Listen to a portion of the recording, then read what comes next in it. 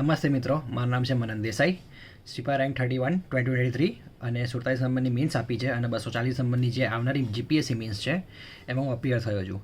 આજે હું ડિસ્કસ કરવાનો છું ડીવાયએસઓ પેપર જે આજે 7/9/2025 લેવા આવ્યું. એનું મારે થોડું સમજાવવું છે કે એક્ઝેક્ટલી આ હવે કેવી અપ્રોચ રહેવાની છે અને કયા લેવલનું પેપર હતું આ. તો એક વખત એક લાઇનરમાં તમને કહીશ કે પેપર ટફ હતું, ઇઝી નહોતું. એનું રીઝન હું તમને કહું છું શું એક્ઝેક્ટલી શું છે. તો પેપરમાં શું હતું કે આજે જે રવિવારનો દિવસ હતો એ વરસાદવાળો દિવસ હતો, બધાને બહુ હાલાકી થઈ છે. બીજી વસ્તુ, પેપરમાં છે ને લેન્ધી હતું પેપર, લિટરલી 62 પેજ હતા. માણસ 2 કલાકમાં 62 પેજ વાંચે છે અને ટીક મારે છે. તે બહુ મોટી વાત છે, મોટી અચીવમેન્ટ છે કે 62 પત્તા વાંચવા, પ્રોપર ઇન્ટરપ્રેટ કરવું અને પછી ટીક મારવા. એટલે તમે સમજો એક એમસીક્યુમાં તમે 45 સેકન્ડમાં બધું પૂર્ણ કરી દેવાનું, એટલે પૂરા કરી દેવાના કે ભાઈ એક એમસીક્યુ 45 સેકન્ડમાં થઈ જ જવો જોઈએ. તો પહેલી વસ્તુ કે લેન્ધી હતું ભાઈ. બીજી વસ્તુ એવું હતું કે નવી વસ્તુઓ જોવા મળી. ડીવાયએસઓની જૂની પેટર્ન જોશો ને તો તમને સ્ટેટમેન્ટવાળા આઈડિયા આવી જશે કે સ્ટેટમેન્ટવાળા પૂછે જ જીપીએસસી. કેમ કે દાસા સાહેબના પણ આપણે જોઈએ છે 2016થી લઈને 2021-22 સુધીના. તો હા, સ્ટેટમેન્ટ ટાઈપ પૂછે છે. આ વખતે જજમેન્ટવાળા પૂછ્યા છે કે તમે કેટલું સારું જજમેન્ટ કરો. પોલિટીમાં ખાસ આ વસ્તુ છે. એટલે તમે એક તો વાંચો છો અને સાથે તમે જજમેન્ટ કાઢો છો. એટલે તમારે લિટરલી 50-50 થતું હતું.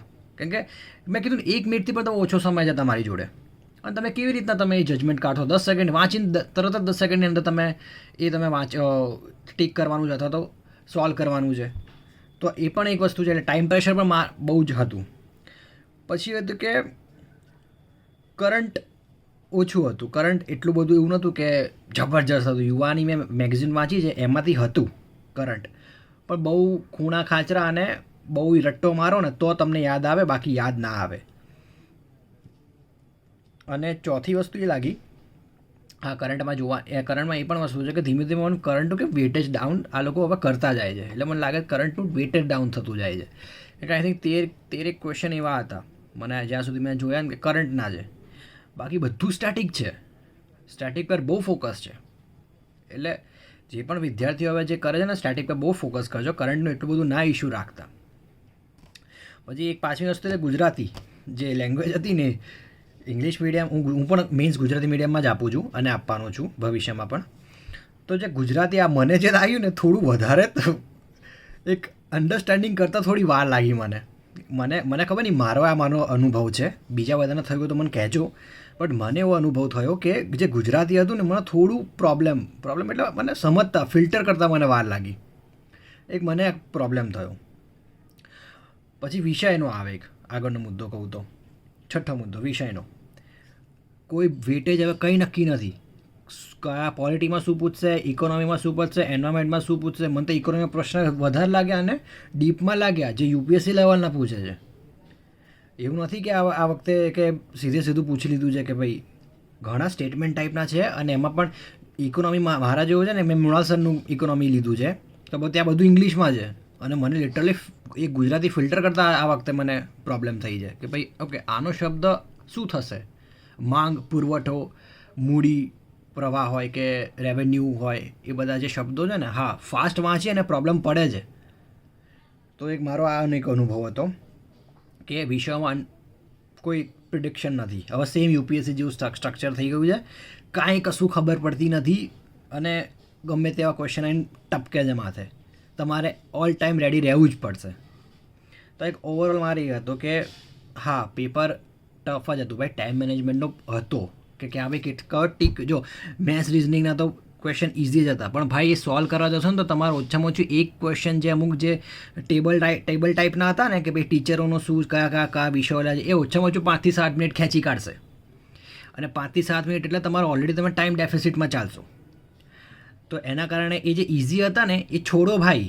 તમારી જાતે ખેંચવાના છે ને ત્યાંથી ખેંચો. તો મોસ્ટ ઓફ હવે જે સ્ટુડન્ટ જે પણ હશે ને ધ્યાન રાખવાનું છે કે ભાઈ હવે શું કરવું. જો નેગેટિવ એક્સપેક્ટ તો બહુ છે કે પેપરો આવી રીતના આવે છે પણ આપણે કશું કરી શકવાનું નથી. હવે શું કરું કે ભાઈ એ રીતના રેડી રહો. તો થોડા પોઝિટિવ એસ્પેક્ટ હું તમને વાત કરું કે આ પેપરથી શું શીખવા મળે છે. તો પોઝિટિવ એસ્પેક્ટ એ હશે કે હવે છે ને તમારી તૈયારી માત્ર યુપીએસસીની કરવાની છે. જીપીએસસી પર સ્પેશિયલી જો ત્યાં એ લેવલની તૈયારી થઈ ને પછી જીપીએસસીમાં તમારે આવવાનું. સ્પેશિયલી જીપીએસસીની તૈયારી નથી કરવાની, તમારે યુપીએસસીથી જીપીએસસી તરફ આવવાનું છે. તો નવા નિશાળીઓ ધ્યાન રાખજો. સેકન્ડ વસ્તુ, ટાઈમ મેનેજમેન્ટ બહુ ઇમ્પોર્ટન્ટ છે.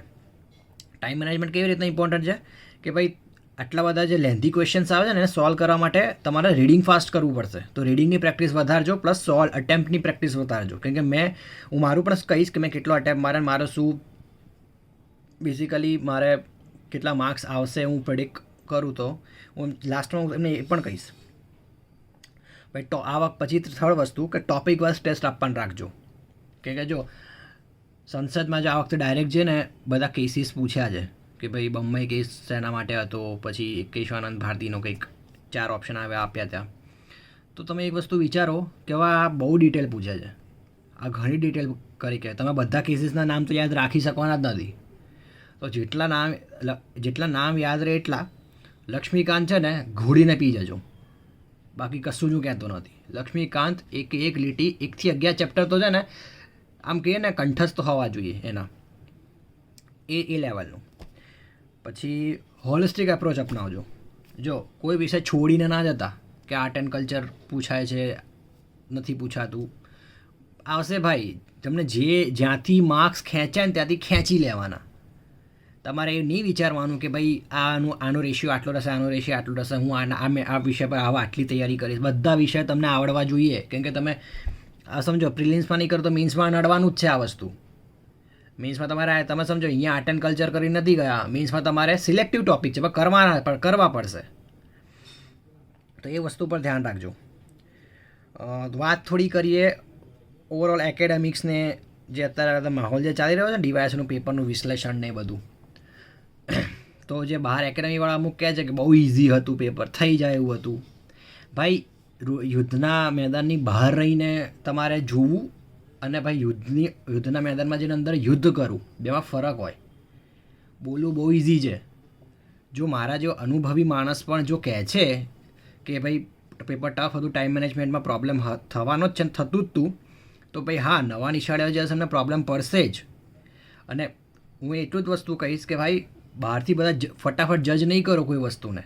એમસીક્યુ ઇઝી હોય એટલે એનો મતલબ એમ નહીં કે તમે એવું કહેશો કે ના પેપર ફટાફટ થઈ જાય. સામે એટલો ટાઈમ પણ જુઓ કે એટલો ખૂટે છે, રાઈટ? તો એ પણ છે. તો મારો બસ કહેવાનું મેં આટલું જ હતું. હવે મારો થોડો અનુભવ એટલે હું કહી દઉં મેં કેટલા ટીક માર્યા. મેં 156 ટીક માર્યા છે, 44 સ્કીપ કરી દીધા છે. મારું ટાઈમ ટુ ટાઈમ પેપર પતી ગયું હતું. મને જે એક્સપેક્ટેશન હતું કે ભાઈ હા, મને પણ એવા રિઝનિંગના ક્વેશ્ચન હતા જે ઇઝી તમારે સ્કીપ કરવા પડે કેમ કે સમય વધારે હતો, સમય ઓછો પડતો હતો, સોરી. તો તમને એ જ વસ્તુ કહું છું, ઇઝી હશે છોડવાનું, ઇટ્સ ઓલ રાઇટ, પણ બીજે ક્યાંથી ગેઇન કરી શકો છો ને એ સમજજો. તો ગેમ હવે આની થઈ ગઈ છે. તો છેલ્લે કટ ઓફની વાત કરું. કટ ઓફ મને એવું લાગે છે કે 80 થી 85 આવી શકે છે. બહુ તમને ફ્રેન્કલી કહું કે જીપીએસસી ક્લાસ 1 2માં બધાએ કીધું હતું કે ભાઈ અમારે તો 110 થાય છે, 115 થાય છે, 120 થાય છે. ના ભાઈ ના, છેલ્લે એ લોકો છે ને 80 પર આવી ગયા હતા અને કટ ઓફ 89 જ છે. તો તમે સમજી શકો છો કે ભાઈ ડીવાયએસઓમાં શું સિચ્યુએશન આવશે. અને ડીવાયએસઓમાં વધારે ટફ હતું આ વખતે, હું માનું છું. ગઈ વખત કરતાં વધારે ટફ હતું 2023ની કમ્પેરિઝનમાં. તો બસ મારા જે